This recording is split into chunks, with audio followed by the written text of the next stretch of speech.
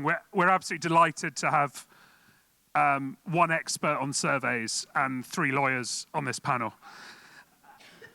who are going to take it through. Yeah, come up, please. For those who don't know, we've got David Maass from Ali Maass, Rogers and Lindsay, Alex Sayegh, a partner at HFW, Bob Allen from Robert Allen Law, and Richard Franklin from Yacht Survey Partners, who's literally just joined us from the dentist, I believe. Can you talk, Richard? I can, yes. Great. Let's start by talking about the issues. Richard, what causes you the biggest headaches, or what causes buyers and sellers the biggest headaches? I can answer that. It's lawyers. Yeah. we love lawyers. We love lawyers. For me, it always comes down to interpretation of the term defect as it comes down to the MIBA contract, and trying to find something which is defensible as far as we're concerned as surveyors. And perhaps sometimes a frustration that minor technical defects can actually be used to basically as an excuse to bang out of a commitment to purchase otherwise. So yeah, we're very, very careful in how we use the phrase defect and what we list as a defect. And that gives me more sleepless nights than anything else. David, you were nodding there. Yes, I mean, I think probably one of the biggest drawbacks of the MIBA MOA's acceptance regime is this very ambiguous definition of defect. I would rather not waste time arguing over whether something is or is not a defect within that definition. If the buyer's done the survey and he doesn't want the boat, I don't want to make him buy the boat. I just don't think there's anything to be gained arguing over whether something's a defect, and the buyer is often put in the position of putting pressure on the surveyor to certify something as a defect. The surveyor isn't comfortable doing that. So I think avoiding that question altogether is the better way to go. Okay, so you've already come out attacking MIBA. We can see where this panel's going. Well, I like the MIBA because we get into litigation a little bit, you know. That's how you pay for tuition for your kids and a nice new car. But Bob, take us through the US approach. Well, the US version is kind of like what David was talking about. If you don't want the boat, you don't buy it. That's basically it. It's in American real estate, it's called the free look, right? You put up the money, you take a look, you don't like it, you don't have to have a reason, right? And I think the MIBA MOA is a product of a different environment where there was a scarcity of yachts and a lot of billionaires. But now there's, it's a different situation, and who has the money makes the rules, right? And if you're a buyer and you've got a lot of money, you don't like it, nobody can force you into that. And that's the EBA approach, right? You don't need a reason, but as a reason, you don't like the smell of the boat, you don't like the color of the wood. You brought your spouse and they changed their mind. So it's litigation avoidance, really. I think the key to the survey,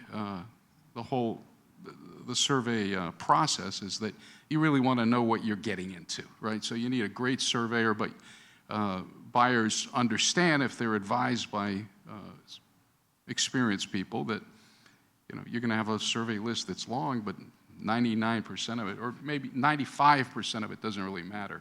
It's just part of the normal maintenance of a yacht. I think the other thing to bear in mind is that we see boats, sometimes there's something where it falls below the definition of being a defect, but if you get a lot of those, it's indicative of a boat which has been poorly maintained and where the buyer is going to have a world of pain if it proceeds. And it seems to me in some ways a little bit unfair that once you're on the MIBA contract, that doesn't give you an excuse to basically just reject and say, okay, this has now gone past my 3 threshold. Alex, do you want to defend the MIBA contract? It's impossible. I'm not necessarily here to defend the MIBA contract. I mean, MIBA takes, on paper, fundamentally a different approach to what we see from EBA in the States. And MIBA has a number of hooks to keep the buyer to contract once the buyer has signed the MOA. And it does that really in four main ways. The first thing is that any defects that have been disclosed to a buyer in writing before the date of contract are deemed to have been accepted. So you can't later complain about those things. That's quite a striking thing. You might, you might think the contract would contain a mechanism for someone to, to point out to the buyer that if you weren't happy with this, you do at some stage need to say so. But no, the moment you sign the contract, if it's been disclosed in writing, then you're accepting that. The second way it keeps a buyer on the hook is by requiring the buyer to do something or to do two things. You have to do your sea trial. If you don't do your sea trial, then you're going to be deemed to have accepted the outcome of it. And you have to carry out your condition survey. Otherwise, the time will tick by, and when you hit the clause 9 date, you'll be deemed to have accepted the outcome of the survey and therefore the yacht. The third main thing, which is what David and Bob were referring to, is that you have this this definition of defect. You can't reject for any reason. If you want to reject, your surveyor has to certify that you have a defect. And the fourth main thing is overall there is no deemed rejection, quite the opposite. It's deemed acceptance. If you say nothing, you're going to be deemed to have accepted. So MEBA gets the buyer on the hook quite quickly, and it keeps them there unless they do set things. Now, that's on paper. In practice, I would say that the difference really isn't as huge as you might think, because the first point about staying silent. If you stay silent, you're deemed to have accepted it. Well, in almost 20 years now, I've not come across someone who has forgotten or neglected to give a notice of rejection or to say something if they don't want a yacht. It just doesn't happen. The second thing I would say is, as regards the definition of a defect, in some ways, yes, it is uncertain. In other ways, it is quite certain in that a defect is something that the buyer's surveyor certifies in writing constitutes a defect within the MEBA definition. There isn't actually any scope, really. If the buyer's surveyor says it's a defect, the seller can huff and puff. The seller can find 12 surveyors that disagree. I think the language affects the operational integrity of one of the systems, right? Correct. It's quite nebulous. And so if a buyer is paying a surveyor, they can quite easily say that. Yeah. I mean, in almost 20 years, I've seen one incidence where a buyer didn't want to reject, but they wanted to haggle on price, and the surveyor the surveyor couldn't actually come up with a defect within the MEBA definition. Generally speaking, with a yacht of any age, even something that's just been delivered and has the typical snagging list, there is something there that will found a notice of defects to be given, and once you've crossed that threshold, then the whole negotiation is up for grabs again. Richard, comments? I don't know. I mean, I've not come under that pressure. I don't think I've ever had a broker basically sort of bear down on me and say, no, this has got to be a defect, We think long and hard about what goes on the list because we appreciate the enormity potentially of what it means for the transaction. And although, as Alex says, we produce a letter that's taken as basically the surveyor's opinion, and that's it. I'm fully aware that there's a lot of brokers and lawyers who are going to be poring over what I say, and therefore I need to be able to defend it. So yeah, we do take it very seriously. I think to Alex's point about the definition of operational integrity, nobody's ever managed to basically successfully define that for me. And therefore, we think about, okay, fine, how's this going to be interpreted? And, you know, I remember sitting in a meeting with somebody, an office in Monaco, discussing just this and saying, okay, fine, you know, you've got a very, very busy, high-profile charter boat, and the pool filtration system isn't working. Is that affecting the operational integrity of the vessel? Well, for the vessel as it's intended to operate, yes, it does. Yes, that's merely my point. It's not so much that you pressure a surveyor to say, oh, there's a defect. No. The reality is that there's something wrong with, there isn't a boat built that's in operation that doesn't have an issue with the operational integrity of some system. It just isn't the case. So it's just a question of phraseology sometimes, and then the position that the lawyer takes. But in reality, I think Alex has said that there's never been a notice of rejection that wasn't issued timely. I think what we see, I mean, David, you'll confirm this, I think that there isn't amoeba MOA that doesn't have an addendum, at least when there's an American buyer, that doesn't, through the addendum, kind of turned it into an American contract anyway, right? So the way I look at it, the essence of commerce is to facilitate it. And that's why and not to force people into things that they don't want to be into. And so that's why I understand perfectly the value of the survey. It's fundamental, absolutely fundamental, but to not lock people in. David? Well, typically as American lawyers, if we accept the MIBA MOA, we do like to use an addendum to change the acceptance regime to something closer to the EBA one. Sometimes we are sort of forced to accept the MIBA regime. In that case, I want to return to a point that Rich made earlier, which was you could have a multitude of minor defects that don't, each of which doesn't meet the definition, but which together materially impair the value of the vessel. And so I think it's important to at least include some sort of aggregate cost to correct or to tweak the definition to account for that. Add a little bit of an element of objectivity to the definition, which is something that we like to do when we're forced to accept the MIBA regime. And the other thing I guess I'll take a second to defend the MIBA regime, having trashed it earlier. The good thing about the MIBA regime is that it provides a structure for negotiating a conditional acceptance. You do the sea trial, you do the survey, you have a 7-day period to sort of digest the results of the survey and decide how to react. And then assuming you request either a price adjustment or pre-closing work, you have a further 7-day period to negotiate that with the seller. And that structure can be really useful because the risk with the American acceptance regime is that if you don't plan ahead and you don't present a conditional acceptance with enough time before the acceptance date to negotiate it, you can very easily fall out of contract. So the buyer presents a conditional acceptance on the acceptance date, the seller is blindsided. There's no time to negotiate, and it's a deemed rejection. So the deal's going to fall apart, and if it can be put back together, you have to sign a reinstatement.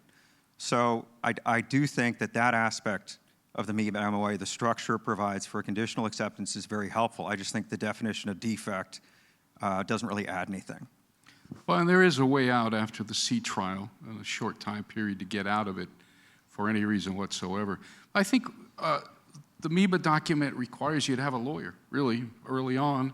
It's a good thing, right, to have lawyers involved. But at the same time, the MIBA penalizes you, penalizes buyers who don't have lawyers. And because it's just so onerous if you miss a deadline. We're talking a lot about buyers walking away. There's an audience question saying, don't you think a lot of buyers are just using the survey to renegotiate the price? So owners are then in a weak position as people assume the survey was bad. Surveys are always, I mean, useful devices to renegotiate prices. I mean, you have to know what you're buying, right? And that means surveys are fundamental.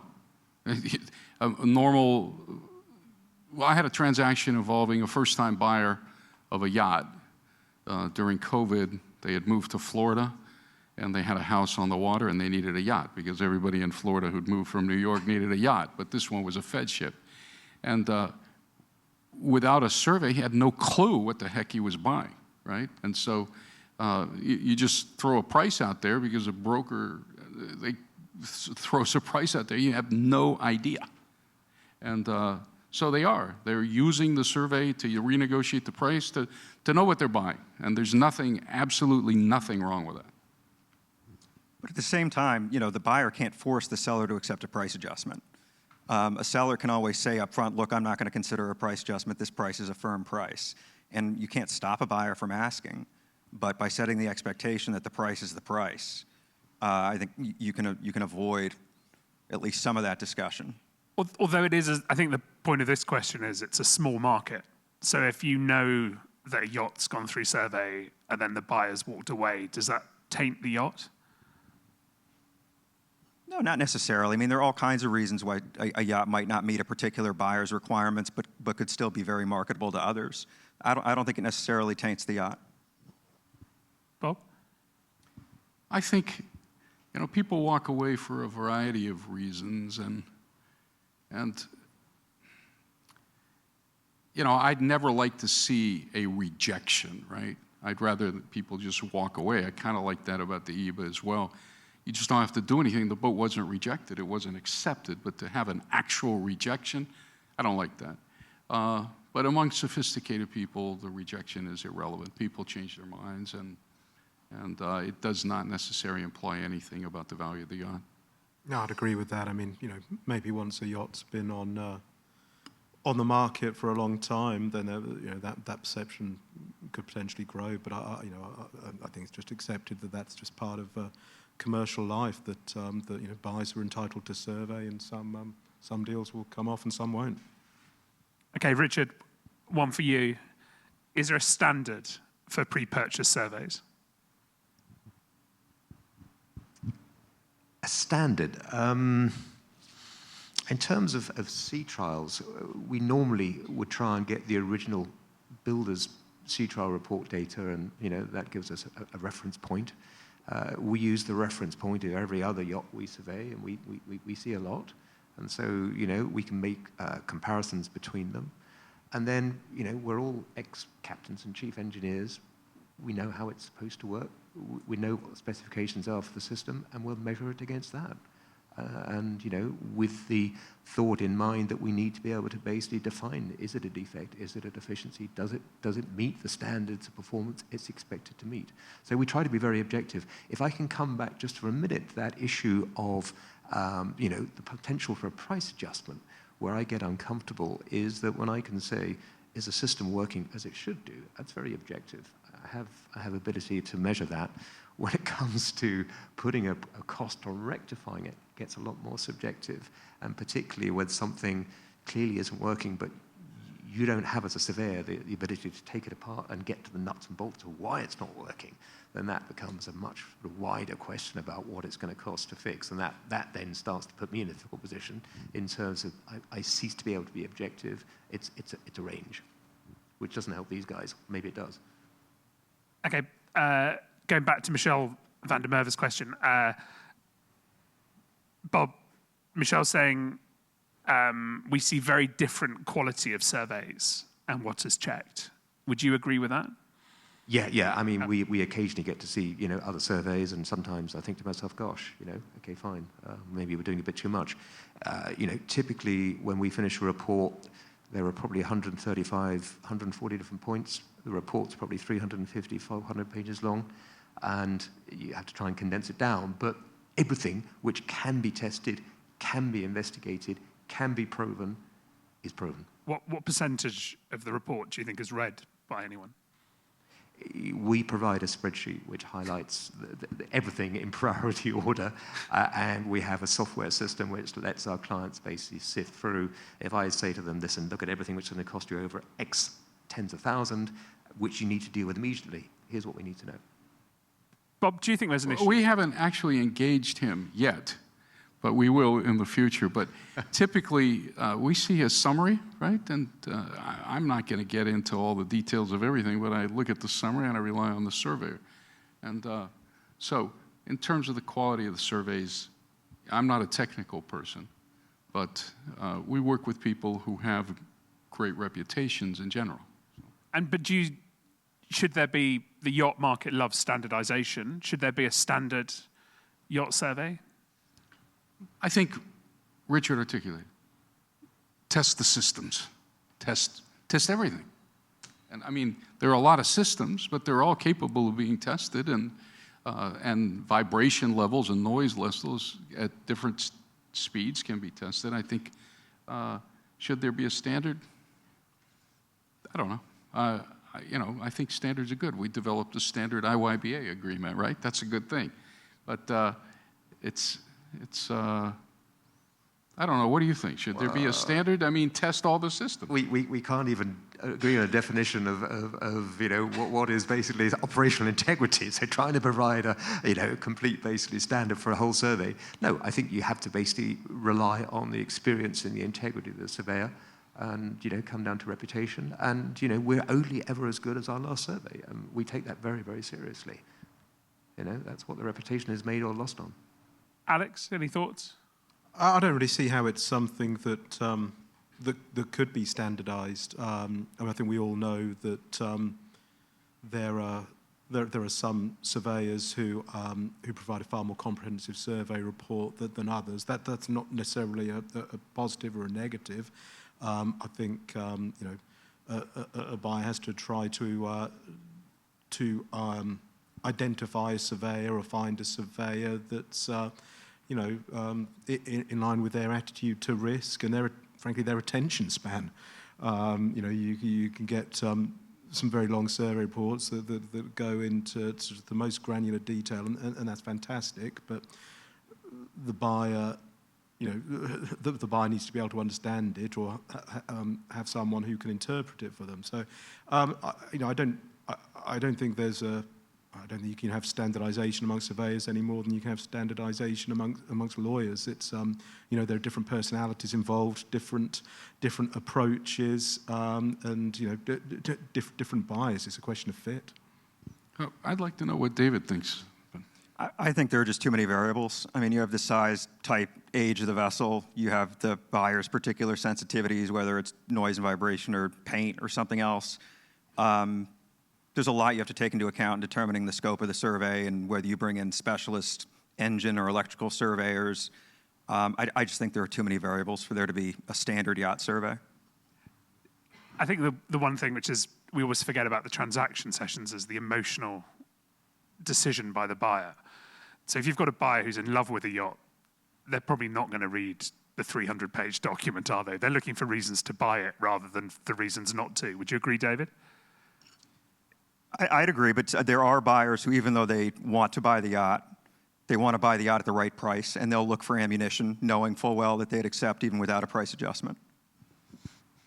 Okay, so every yacht session, transaction session, always discuss standardization. And the other thing that always comes up is conflict of interest. And someone's asking, is there a conflict in interest between brokerages recommending surveys? David, you're nodding. You go first. Yeah, I think potentially there is. If a broker is asked to recommend a surveyor, I would always give the client options.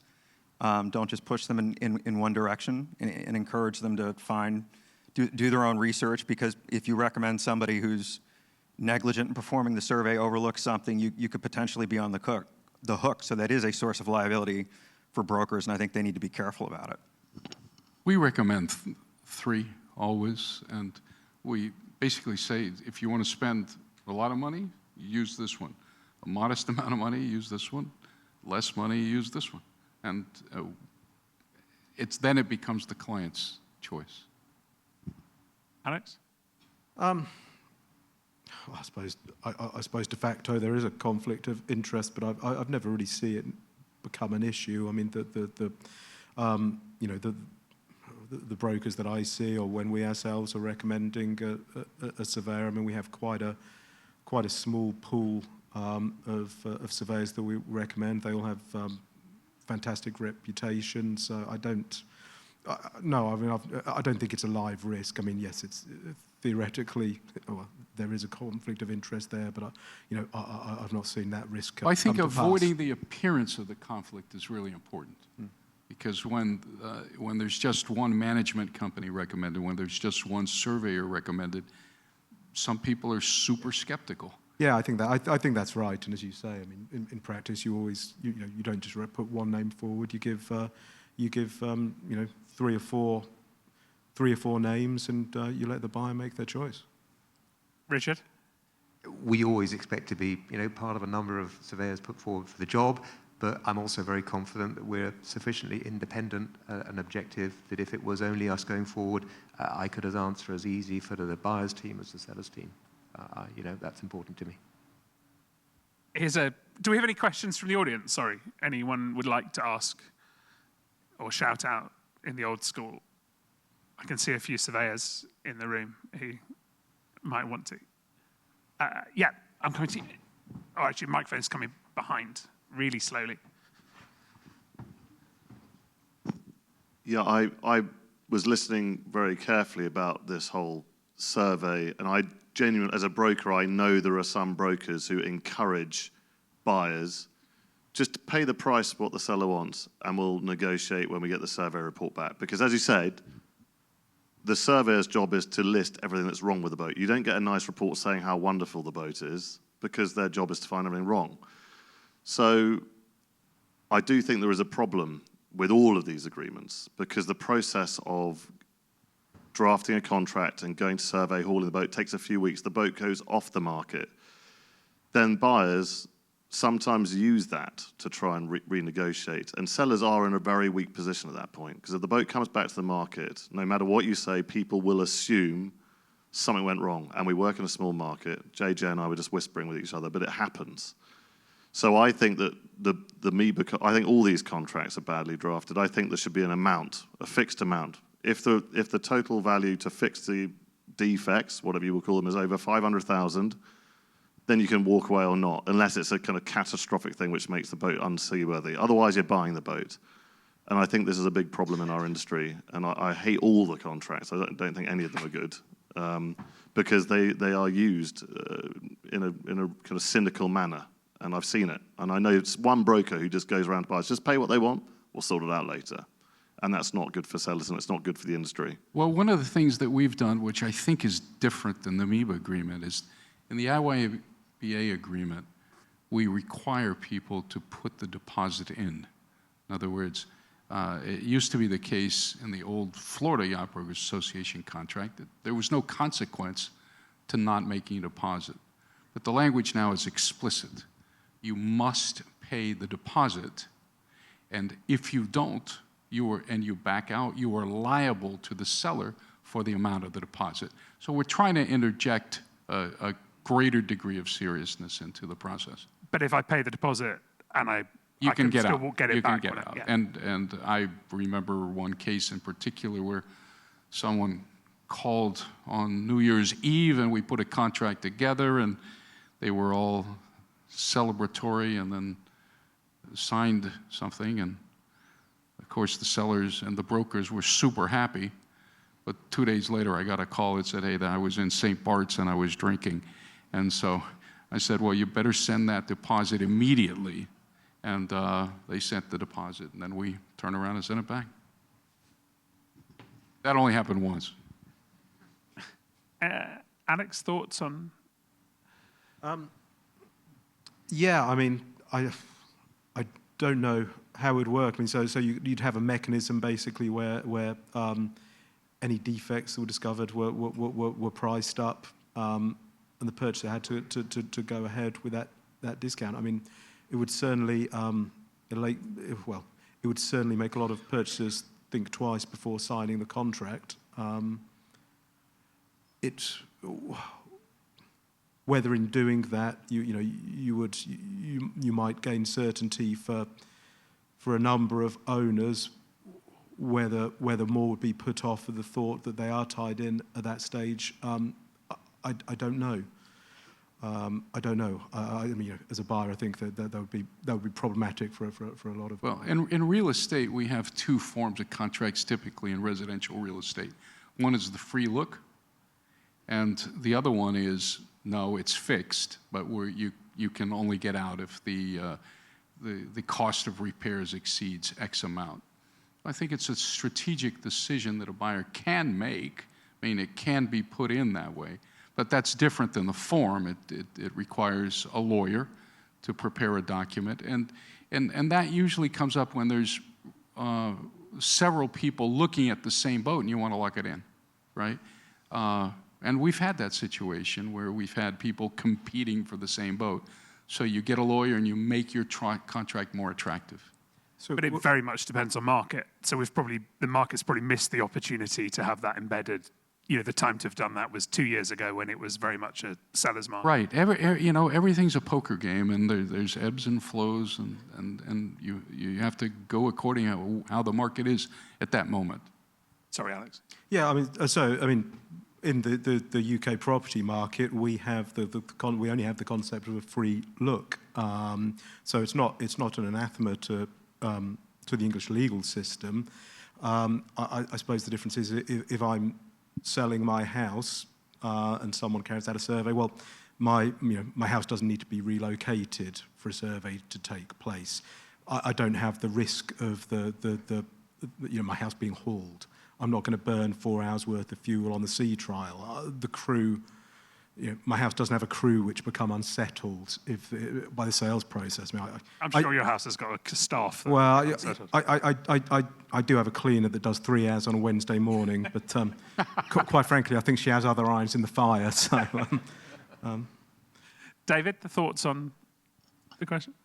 I can see at least 2 problems with having a more restrictive acceptance regime. The first is that I think it would have a chilling effect on buyers. They're not going to make an offer knowing nothing about the condition of the boat, knowing that their right to escape from the deal is limited. And the other is, if you have a more restrictive acceptance regime that's widely used and a boat is rejected, then there really is a stigma, because you know that the only reason the boat could have been rejected is because the defects exceeded an aggregate amount. I think one of the benefits of a free look contract is that you can't read much into somebody moving on from a deal. You don't know what the reason was. So I think it's better for the yacht market to have that sort of free look contract than to have something that's more difficult for a buyer to get out of. Well, I can see exactly when you've started the deal and then someone comes back, you're in a great position to negotiate. Do we have any other comments? Or Richard, we've got a question on Slido that I think you'd like. Should sellers have an independent survey prepared when they put the boat on the market? So you basically get 2 surveys on every boat. We do these from time to time. They're difficult, actually. If you're working on a pre-purchase survey, you're aligned with the buyer's sort of side, and you don't disclose all the things you're finding to the crew. When we're on for the owner on a pre-sale, it's very difficult. Sometimes they take it very personally, and it can be quite sort of difficult for them. So yeah, we do them from time to time. I think it's a great idea, but for us, they're quite tough to do. Bob, I guess for your as a buyer, you're going to go, what's happened in the last month? Yeah, I am. And as a seller, I don't want to devalue the boat, because there's no survey that's ever been done that said everything was perfect. Yeah, but if I can just get that, we've done it in the past where we've sort of given the owner a sort of triage list. Okay, here's the stuff. Right, get it done. You absolutely yeah, need that's to a good before point. you sell the boat. Here's the stuff where it's going to be better for you in the negotiation if you've done it before it gets negotiated. And here's the stuff which is nice to do. Leave that to the guy who buys it. But it's interesting. The management company should be, on top of things anyway. But maybe they don't have the expertise. I don't know. Maybe they just don't sort of, see the level of granularity we do, I guess. I can just like the Muppets here. I've got you disagreeing.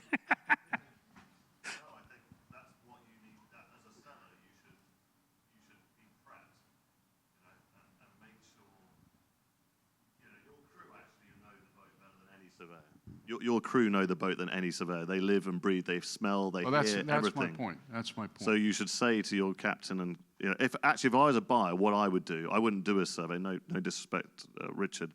I would get the engineer and the captain, and I'd give them 20 grand and say to them, "Tell me everything's wrong with this boat.